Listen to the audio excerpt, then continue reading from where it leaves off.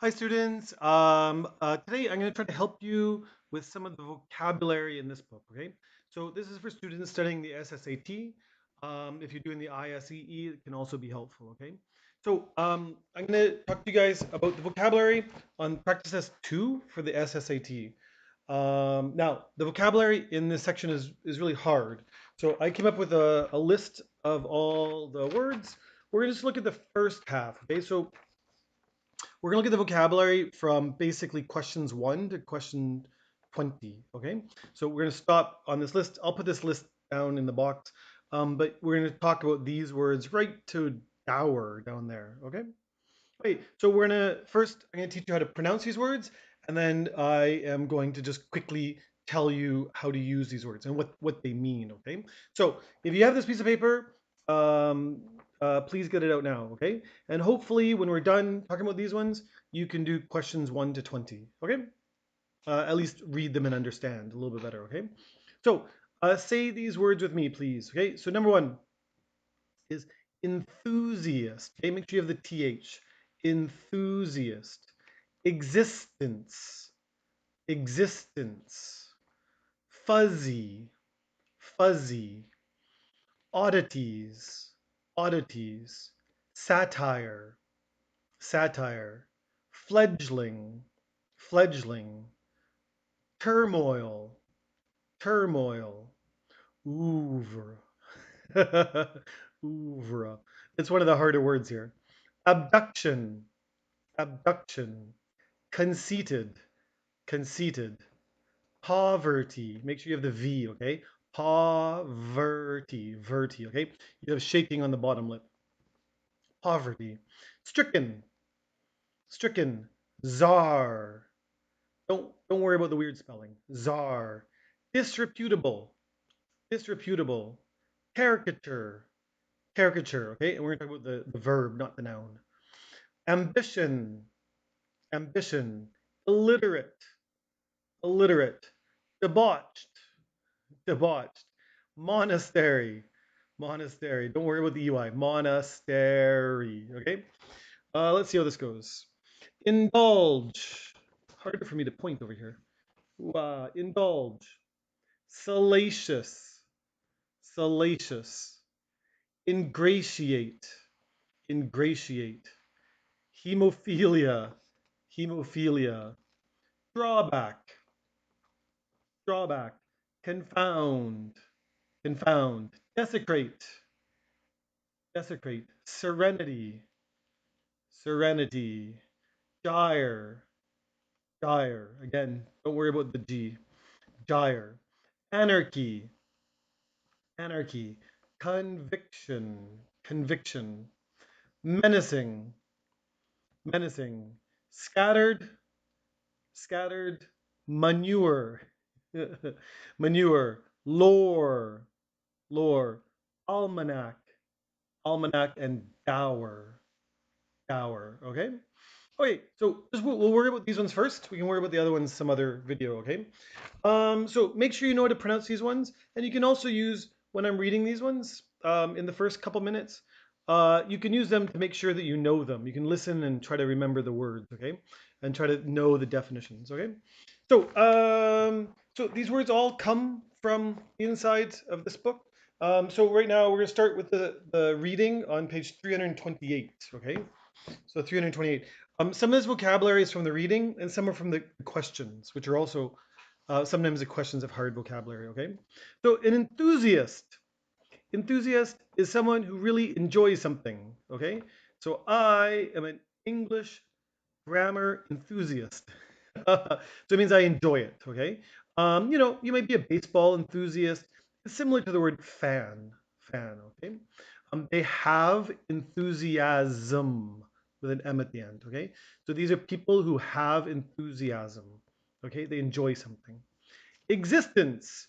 It means that someone is alive. I am very thankful for my existence. Every day I'm happy to be here, okay? Um, so you can talk about dragons and, do they have an existence? No. You know about dinosaurs. Do dinosaurs exist? Well, it's different than dragons. They did exist, okay? So the verb is exist. They exist. Existence is the noun. It's what you have when you're alive, okay? So existence. He's thankful for his existence. I'm thankful for the existence of my family and friends and students, okay? So that they're here on the planet, okay? Fuzzy. Fuzzy has a couple meanings. In this reading, it usually means that someone's memory is not very good. So I have a fuzzy memory of a trip I took when I was 4 years old. So I can kind of remember the trip, but not all the details. And I don't know um, what I ate and all that kind of stuff. But I remember going on the trip a few things about it, right? You can also have a fuzzy picture as well. Okay, so if I showed you a picture that's not very clear, then we would say it's a fuzzy picture. Okay, similar to the word blurry, blurry. Okay, oddities is means weird things. It's typically used for in a store. There's lots of strange things. Maybe an antique store, but not as nice. Okay, there's many oddities. That store sells a lot of oddities. It's a word that they use in the circus sometimes too, a long time ago, where they would have like strange people and all of this kind of stuff. Somebody with tattoos all over their body. So they say, come look at the oddities. But usually we don't use it this way anymore. Satire. Satire means um, it's a type of acting that's going to mock people, usually powerful people. Okay, so if some funny people do some acting and one of them has a costume on and maybe a wig and they look like the president, this is going to be satire. They make the president, look stupid or not, clumsy or something like that. These is all satire. Okay, it's supposed to make people laugh, so you can laugh at like um, powerful people. Now, satire doesn't usually laugh at not powerful people. So, homeless people, we don't. There's not usually satire about that kind of thing. Okay, um, so it's usually directed at very rich people. Fledgling. Fledgling has a couple meanings. I'll tell you one meaning that's not in the book, but it means a young bird, a bird that's learning to fly. Okay. Now the second meaning is a human, so it is different, but it is someone who's learning to do something. You know, if you starting to learn to drive, you're a fledgling driver. If you scuba dive, and today is your first day, you're a fledgling scuba diver. Okay, so there's usually some sort of activity involved. Okay, he is a fledgling baseball player like this. We also use it a lot for businesses. So if you start a business and it's your first week or first month, even if it's your first year, you can call it a fledgling business. It's still trying to find customers and all this kind of stuff. Okay, so fledgling. Turmoil. Okay, turmoil. Turmoil is kind of upheaval. You might want to look up the word upheaval in a dictionary, but like a time when society or town is changing a lot. Okay, can you imagine at your school if the principal walked into your classroom and said, "We're changing everything. We're changing everything. Grade 4 students go there. Grade 5 students get all your stuff. Go there. Grade 6 students go downstairs. Grade 3 students go upstairs. And it all has to be done in 2 minutes. And you have to bring all your books and your jackets and your shoes and all the art that you did on the wall and everything has to change. This would create a lot of turmoil. Okay, so you can create turmoil. You can also say in turmoil, like the city was in turmoil during the war. So you can learn this word with the word in. Okay, in turmoil. Good, good, good. Now we've got this one, oeuvre. Okay, oeuvre. This word is not English, but we do use it sometimes. It's similar. Sometimes it just means like type, like a type of movie or books or something like that. Sometimes it has more to do with someone's entire collection. Okay, so if I'm an author of books and I've got 20 books, and people like some of them and some of the books are not popular, you'll say this book is Daryl's best book. This is Daryl's the best book in Daryl's oeuvre. So just kind of like in the collection of Daryl books, inside this group or whatever.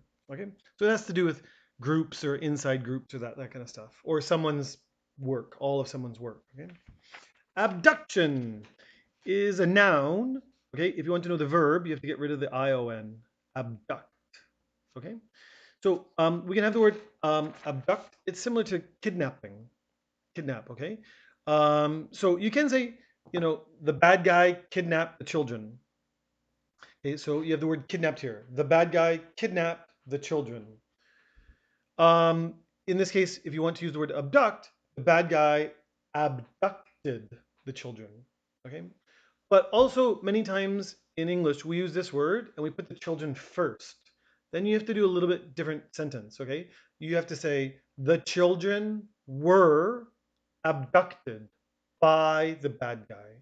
Okay, so if you want to put it the children first, like who got taken, who got kidnapped, you have to put them at the front of the sentence. You have to put like was or were. Okay, so the children were abducted by the bad guy. And the word here, abduction, is just a noun for this. Okay, so like you read about the abduction. You know, you can read about some rich person's children were taken or something like that. Okay, very serious problem. Hopefully, no one's ever done that or whatever. You know in your life. Conceited. Conceited is somebody who's thinking is that they are very, very important, or they're very, very beautiful or handsome, and they are better than everybody in this room. So in my mind, if I think I'm smarter than everybody here, I'm more handsome than everybody here, I'm more important than everybody here, then I would be a very conceited person. It's a negative word, okay? Don't use this to describe your friends or something like that. We'll just say that guy, that movie star, is very conceited. His nose is in the air, and if you go like hi, hi, maybe the movie star keeps walking and doesn't say hello to you. Okay, why? In their brain, they think they're more important. So that person is very conceited. Okay, poverty. Poverty does mean someone is very poor. Okay. Um, so we often use this word just like turmoil, another negative word. We say the city is in turmoil. We say in poverty. He or she grew up in poverty. Okay, so we say in, often with the word grew up. Okay, a grow up. So they grew up in poverty. It means, lots of times went to bed hungry. Sometimes they don't have a house and stuff like that. So if you see people on TV and you want to help them, it's often that group of people, okay, who need clean water and food, and maybe they don't go to school, so they grew up in poverty. Okay. You can also use it at the start of a sentence. Like poverty is a serious problem. Then you don't need in. Okay, so just poverty. Stricken. Stricken does come from the word strike, which means hit. Okay. Um, but when we use the word stricken, we often put a noun in front of it. So we can say poverty stricken. That city is poverty stricken. It means it's again and again poor. Or if there's a country and often big storms come through, typhoon or hurricane, we can say that country is very typhoon stricken.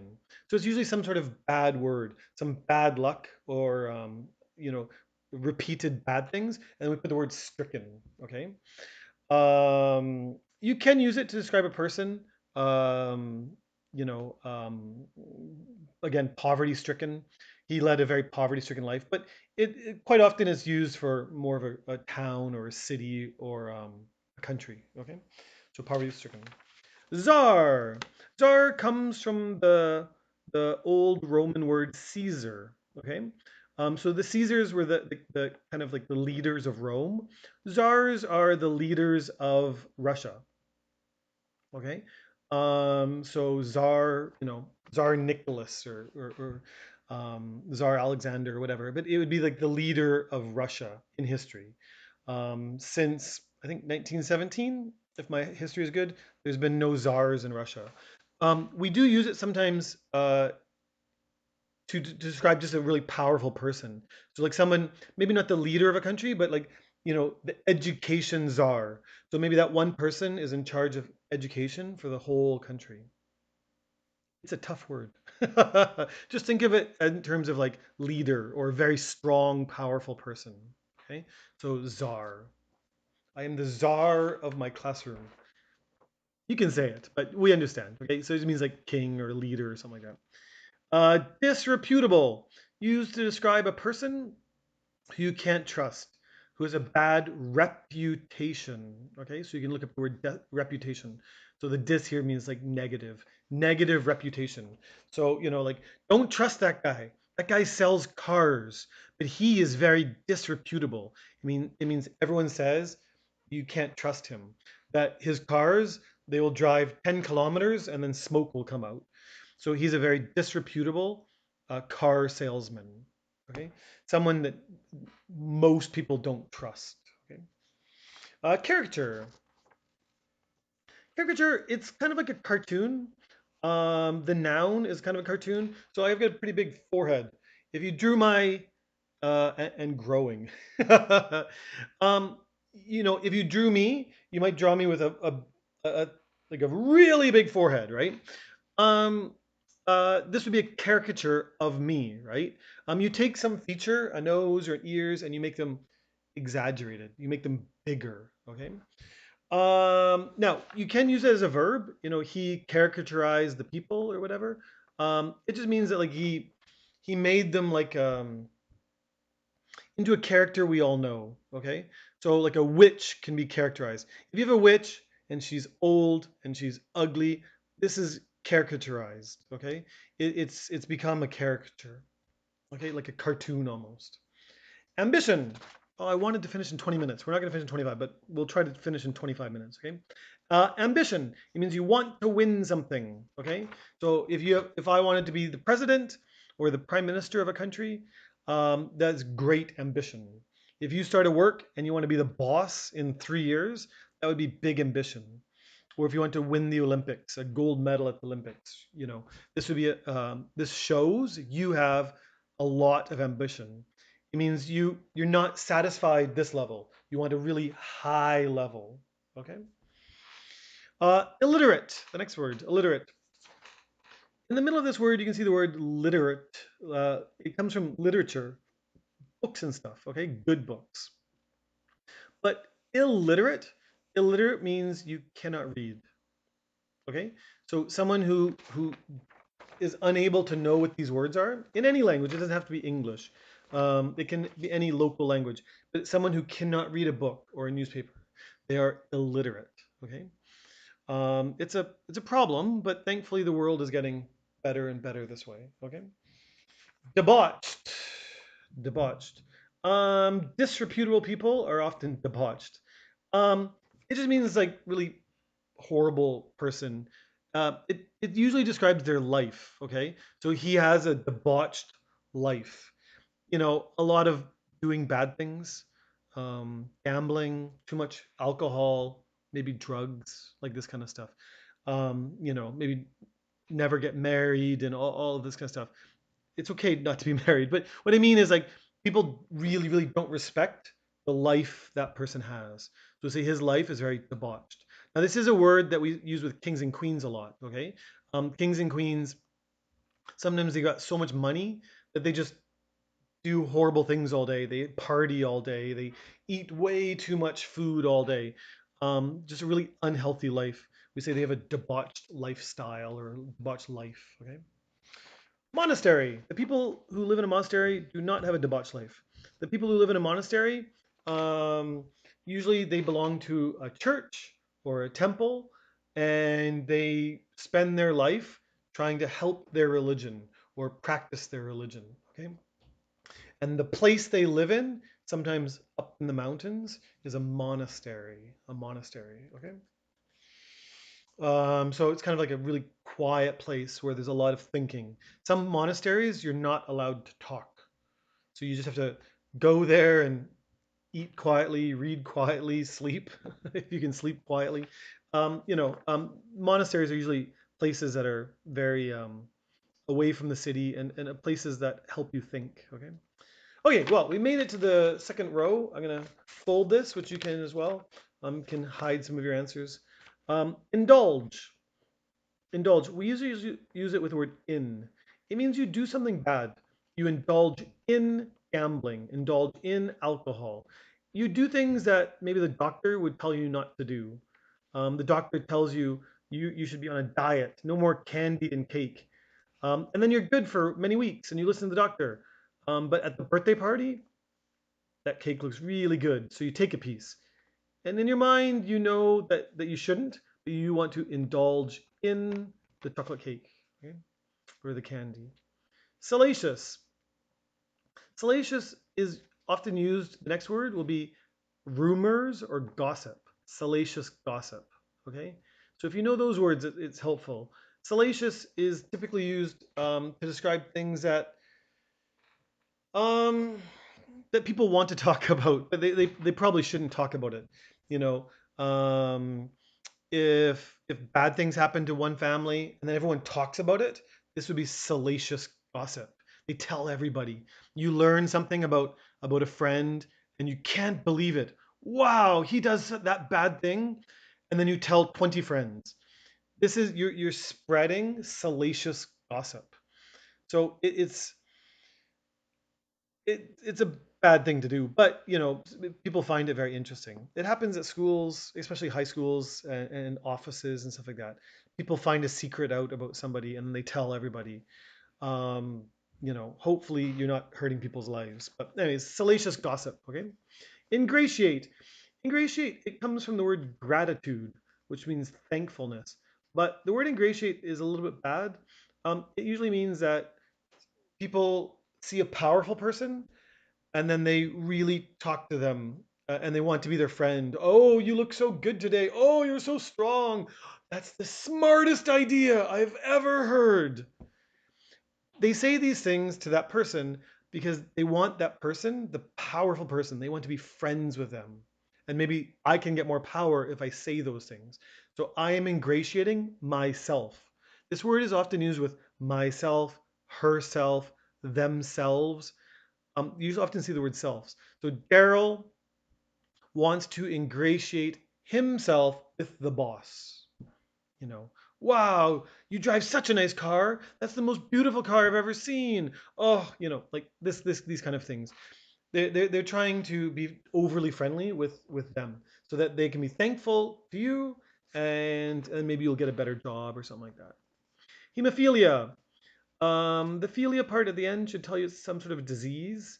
Heme actually means blood. Okay, so it's a blood disease.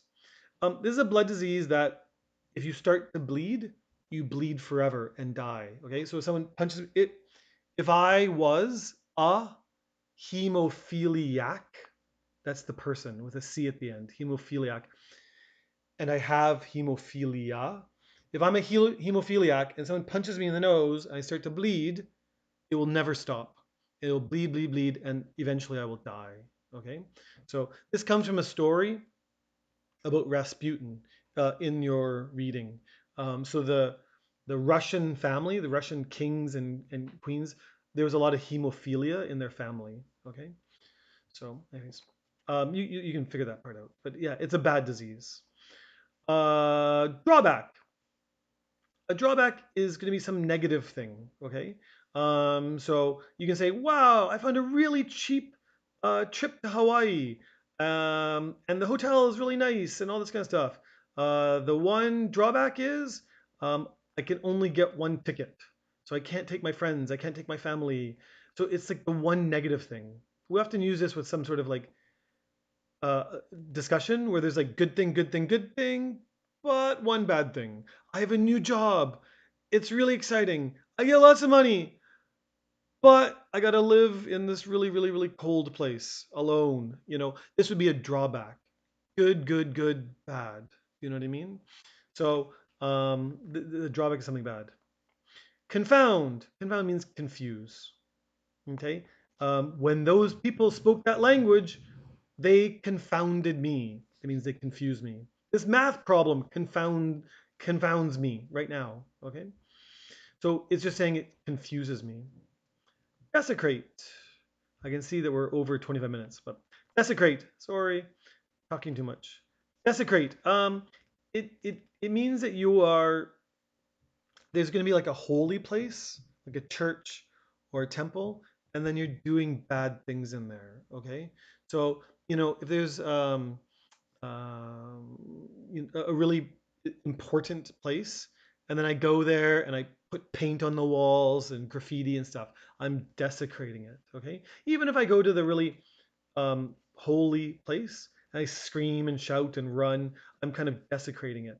I'm taking away some of the respect from that place, and I shouldn't. Okay, so it's often used with the word don't or stop. Don't desecrate this place. Stop desecrating this place. Okay. Serenity means peacefulness, calmness. If you know the word tranquil, that's often very similar to serenity. If you're having a lot of stress, you might want to, go to a serene place. Okay. So the adjective is serene, serene, serene, serene, serenity. So be careful with that E sound. Okay. So the middle E. Serene, adjective. Serenity, noun. Okay. Gyre. Gyre is some sort of like circular thing, quite often in water, kind of like going down, down, down. The ship sank in the gyre. Okay. Anarchy. Anarchy is a place with no rules. A bad place, a place where stealing happens all the time, and there's no police officers and all this kind of stuff. It would not be a good place to live in. Okay. Conviction. Conviction has two meanings. The first meaning, I'm trying to look at it very quickly where it is. Conviction. The conviction. Oh, I would say the best lack all conviction. Um, so the conviction that's used in this poem by William Butler Yeats here. It means determination, that you want to do something, that you, even if people tell you to stop, you don't stop. You just keep going because you know it's right in your mind. Okay, this means you have a lot of conviction about something. Okay, menacing. Menacing means threatening. Okay, so if I'm like running at you, stapler, but it's a gun. I'm like, I'm gonna kill you. Um, I would be very menacing towards you. I would be, you'd run away from me or tell the police or something. This is very menacing. If I look at you and I'm like this is a very menacing action. Very kind of scary, right? Scattered, scattered. If it's a verb, you just say they scattered. It means they went everywhere. Maybe you got 10 friends here. And they say goodbye, goodbye, goodbye, goodbye, and then you scatter. Some people go that way, that way, that way, that way, that way, that way, that way, all going home or something like that, right? Um, you can also use the word scattered for seeds. The farmer scattered the seeds on the field, kind of throwing them everywhere. Okay. The wind can scatter seeds as well. Okay, so the wind picks it up from maybe from the plant and goes here, and some of the seeds will go all the way over there. Some will just fall down here. Some will go far that way. The wind scattered the seeds, kind of spread them out everywhere. Okay. Manure. Manure means poop. It's usually used in a farm. Okay, horse manure. Oh, the horse manure is very stinky. Cow manure, pig manure. So I was at a farm yesterday, and I can definitely tell you, pig manure does not smell good. Okay, so if you live near a farm, you know the smell. Lore. Lore is kind of like stories that people tell each other.